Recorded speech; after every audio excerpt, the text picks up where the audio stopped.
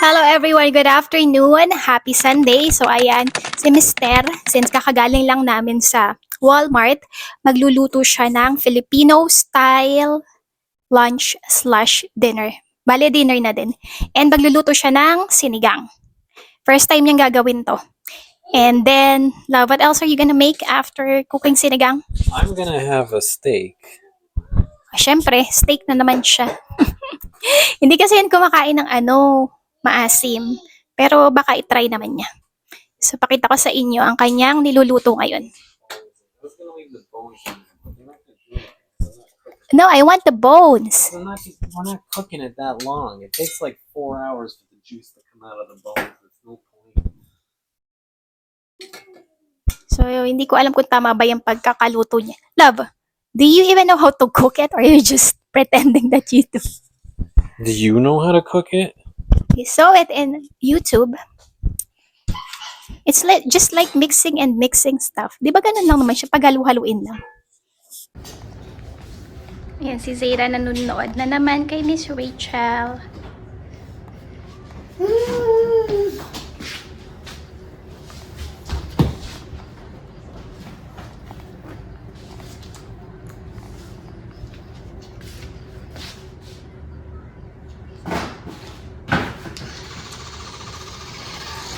Oh no! Oh no!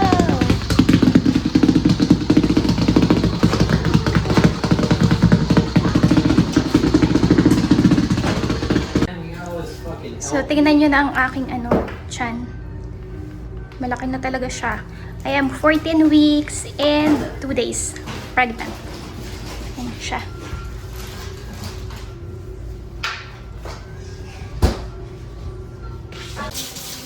So, yung sinusunod ni Mr. na instructions is yung nandito sa Mamasitas.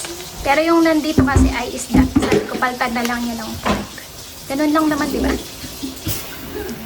Wala talaga kami nakitang okra. Sayang. Tapos wala din kangkong. So, lang, radish and string beans ang ilalagay ni Mr. Now, are you even gonna try to eat what you are cooking? Yeah, I'll try it. You've tried it. I'll try In the Philippines. it again. I tried it last week. Huh? I tried it. Yeah, and at the Filipino. I want you to tell me if mine is better than that lady. Okay.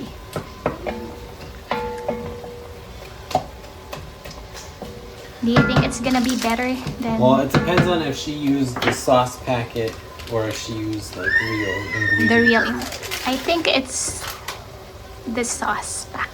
And The then I think- sinigang I mix. think it would be better. Yours? Mm. Really?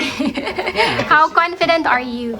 She's probably made it 1,000 times, and I'm gonna have beginner's luck. So, What if you don't have beginner's luck? well, then I'm getting that mine's not better. Ito na ang ating sinigang. So far, yan ang kanyang Where's the blue status. bowl? What blue bowl? It's there, there. Where? Go get it. There. Go get it. Why do you need this? Oh. Because I'm cooking. Kaya naman itong mga laruan ni Zayda.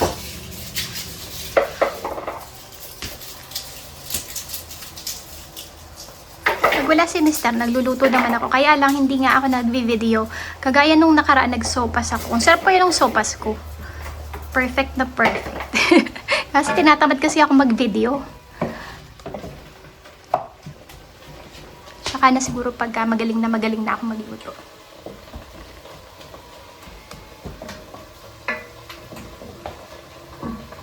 Let's go. Si Mister, hindi yan kumakain, di ba? Nasabi ko na sa inyo ilang beses na hindi yan kumakain ng mga seafood. Tapos sabi ko sa kanya, dapat meron niyang fish sauce, yung patis. Ayaw niyang lagyan. Pero sabi niya, sige, maybe this one time, lalagyan niya ng patis. Kasi hindi naman niya talaga kakainin. Titikman lang niya. Kasi nga ayaw niya ng maasim. Maasim at saka mga seafood. Yan, ayaw niya yan. Mga malalansang amoy. So, nilalagay na ni Mister ang ating secret ingredient. Pinagtatalunan pa namin ni Mr. kung gaano karaming sabaw. Sabi ko, masyadong maasim yan kasi isang pakete. Tapos ang konti ng sabaw mo. Pero kasi nakalagay dun sa instructions, 3 cups for 1 para sa isang ganito.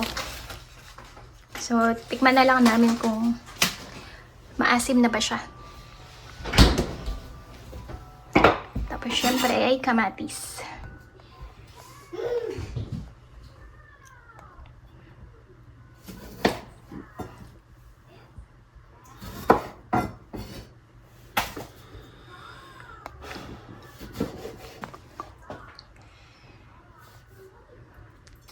Pagod yan si Mr. kasi kakauwi niya lang galing sa trabaho.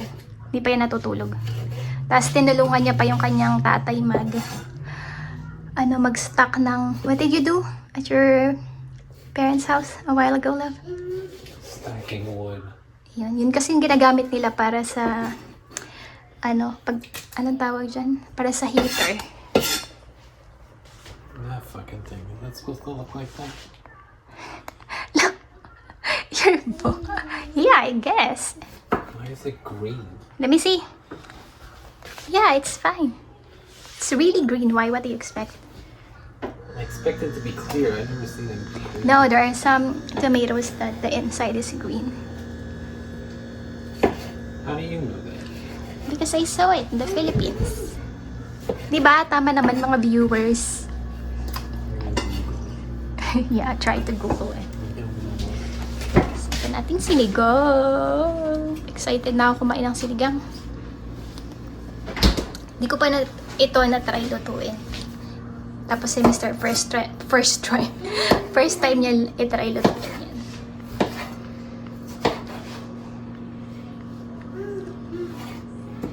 I don't know what the point of the tomatoes is. They just disappear. To make it sour.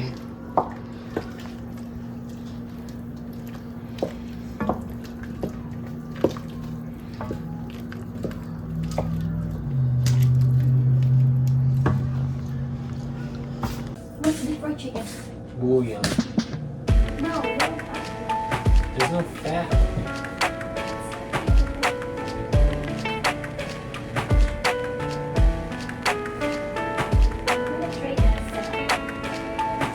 Let me put a little bit of beef in there. I don't want Let me put a little bit of chicken. no. Beef is acceptable.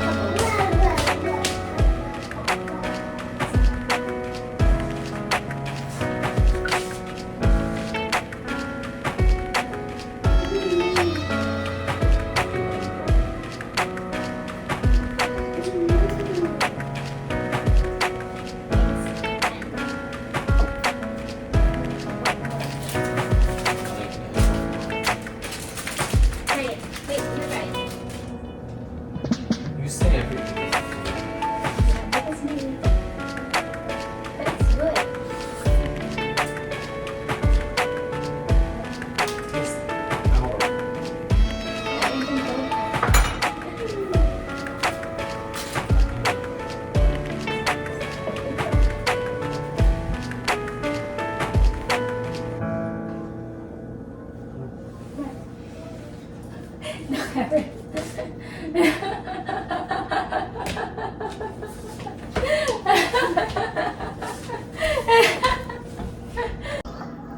So ito na guys, ang ating sinigang. Ready na siya, dinadagdagan lang ni Mr. ng radish.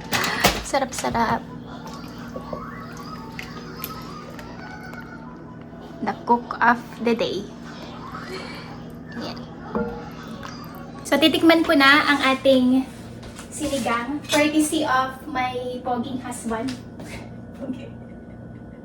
So are you a pogi? Guwapo?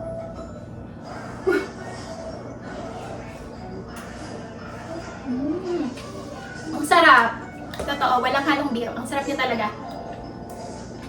Mas masarap pa dun sa sinigang na kinain namin last week doon sa Filipino restaurant. Magaling talaga. Love, you're such a good cook.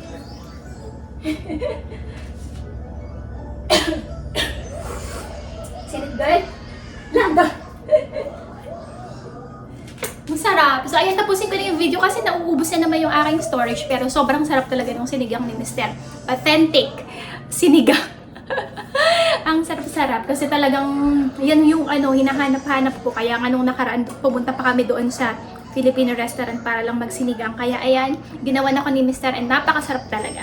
So, ayun lang po for today's video. Maraming salamat po ulit sa pagsuporta sa aming YouTube channel. Thank you so much for watching and see you again next time. Bye!